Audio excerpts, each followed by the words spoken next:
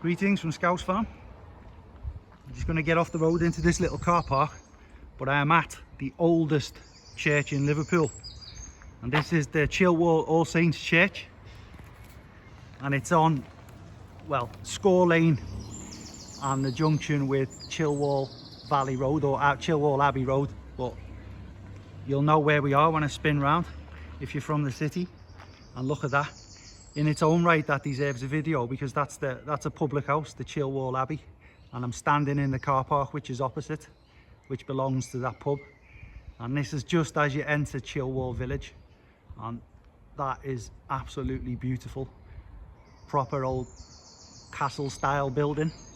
But I'm here to talk about the church today, and I will get in the grounds in a minute because the gate's open, but I can't get inside the church itself because it's not Sunday, and I wouldn't come down on a Sunday when people are attending mass. But it is, as I mentioned, the oldest church in Liverpool, and it's a grade 1 listed building, and that is the highest honour, so to speak, of the listing system. And for those who aren't sure, or who are watching from overseas, in the United Kingdom we have what's called a listing system, which is a heritage status for buildings, and grade 1 is the top of the tree, and that accounts for only 2.5% of all the listed buildings in the UK. And to be a grade 1 listed building, you need to be of, or it needs to be of, exceptional interest. So that's why there's only 2.5% of all listed buildings that are grade 1. And the next one down from that is a grade 2 star, and that accounts for the next 5.8% of listed buildings. And for that to be adorned to a building, you need to be a particularly important building. And then the rest of them, which make up the other 91.7%, those buildings are classed as being of special interest. And All Saints Church, I think you'll agree, stands in quite beautiful grounds, quite high up. You can see out to the distance there, above the treetops. We're on a very prominent position, which all churches used to be placed upon. And it was built, or at least parts of it were built, in the 1300s. So the original parts of the building date back to the 1300s. The south porch and aisle are probably from the 1400s, and the tower and spire are much newer because they were demolished and replaced in around 1810, 1811.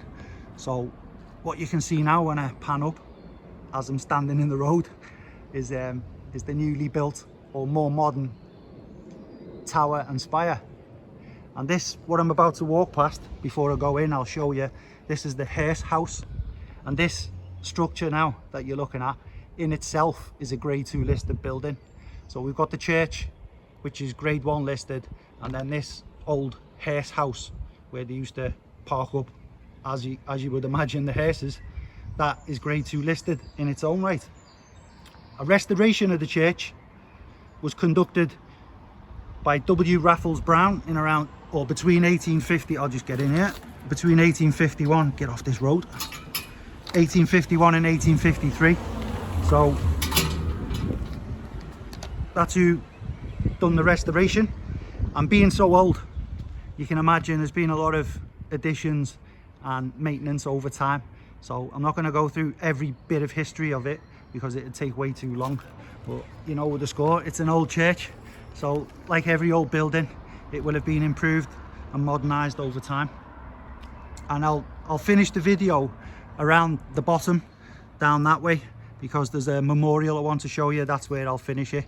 There's no point walking all the way down there now, because I'd have to walk all the way back up the hill again. And inside the church, there are a number of benefactor and charity boards, and two of them, or there's 2 funerary recesses which contain memorials to the Norris family. And for those who've been around some of the National Trust properties in Liverpool, the Norris family are the famed family who owned and lived in Speke Hall. So they have a couple of funerary recesses dedicated to them inside there. And it's got 3 lich gates. One of them I've just walked through. The other 2, I'll point to one there. You can see the white coloured wood? That is a lich gate. And then there's another one down the bottom, which I'll walk you to now as we go past the old, or what I believe is probably the oldest part of the building. There are some famous graves in a churchyard as well, but I haven't looked for them because the churchyard is massive, so it would take me all day. But it includes John Charles Ryle, who was the first Anglican Bishop of Liverpool. A famous poet, William Watson, is also buried here. And as I mentioned just before, there's a memorial arch down the bottom along the south wall, which is in honour of the old benefactor of Liverpool's Walker Art Gallery, and that's the well, Sir Andrew Barclay Walker, but it's also, I didn't know till I walked down there, it's also his wife.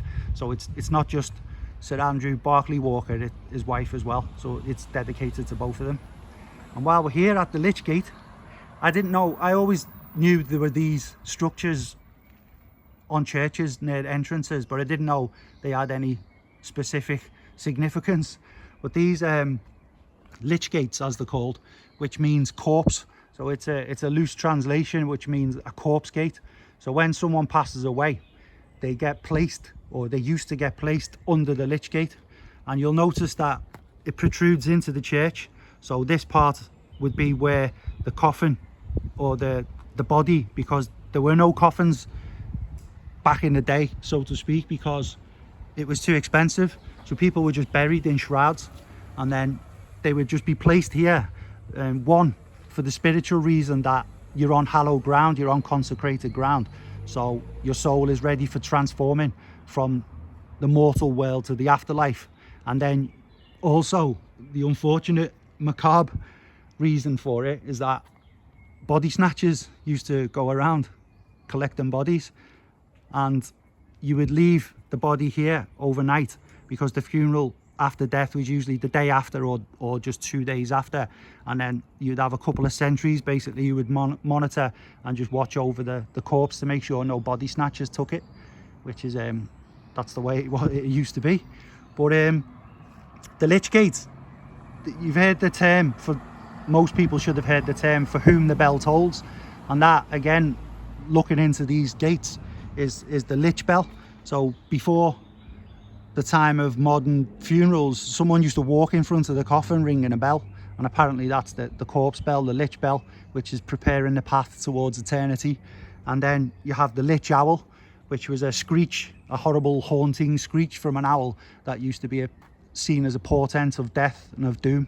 So if you heard the owl, it was literally for whom the bell tolls, and the screechy owl meant you were on your last legs. But this Lych Gate, although very nice to look at here, the one I filmed at the St John the Evangelist Church in Knotty Ash was a fantastic wooden carved structure, because a lot of them were also very decorative. So they were like supportive beams that you can see running up the side, the structures, one in the center, and then the roof could be clay tiles, could have been thatched, loads of inscriptions, could even be wood like this one here. So that I didn't know, but one of the commenters said it was a particularly nice Lych Gate, and I wondered what he meant, but because I'd not heard that term, so I looked it up. So thanks to Stephen from my channel, who watched the Knotty Ash Church video and mentioned Lych Gate, because without that I wouldn't have known. So let's spin round and show you the wall that looks to be dating from around the 1400s. And this, the south part of the church that you're looking at now, is said to be the oldest, or the chancel inside dates from the 1300s, but I think because I'm outside and I can only show you outside, I think this looks to be the oldest part of the building. But I might be wrong, someone who lives around here might know different, but from the little bit of research I did, it suggests that this part of the building is currently the oldest. But what an absolute magnificent structure. And I don't believe I'm going to say it, but for avid TV viewers, this church will be known to some of the younger viewers because it's featured on Hollyoaks, which is a soap opera of some description that I used to watch when I was a kid.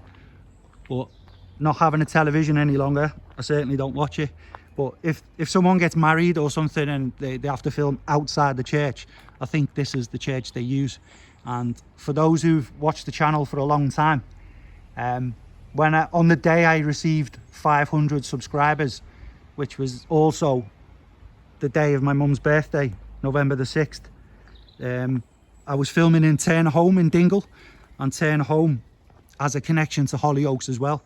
It's a fantastic building which is now a care home, and when people are filming Hollyoaks, like weddings and funerals inside, I think that's what they use, the chapel within Turner Home.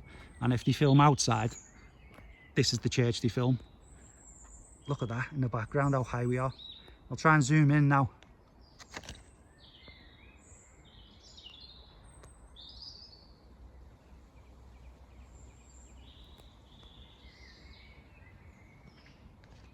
Little bit of bird song while I zoomed in, but it's just wonderful when you can just see into the distance. And it might not show up on camera, but this is quite a steep hill, so it's another reason I didn't want to start at this memorial arch, but it is where I'll finish. But it just shows, doesn't it, you know, when that Stephen dropped a comment in that Naughty Ash video about the Lych gate, as I just said, this is a gorgeous structure. Look at the detail in the woodwork and things. I'm learning so much just from a little bit of basic research into the city in which I live, but also there's plenty of people who drop comments in. I've been amazed. Like, there was one video I filmed in the Lancashire Mining Museum, and for fans of Fred Dibner, I mentioned that he tried to put like a headgear, a pit headgear in his own garden and dig down to try and mine his own garden until the council stopped him. And then the person who dismantled it sent me an email to Scouse Farm on the channel email, and told me and showed me pictures, which was brilliant, of him and his son dismantling it and taking it to the museum and then putting it back up again. And it's just brilliant when you learn so much from doing these little videos.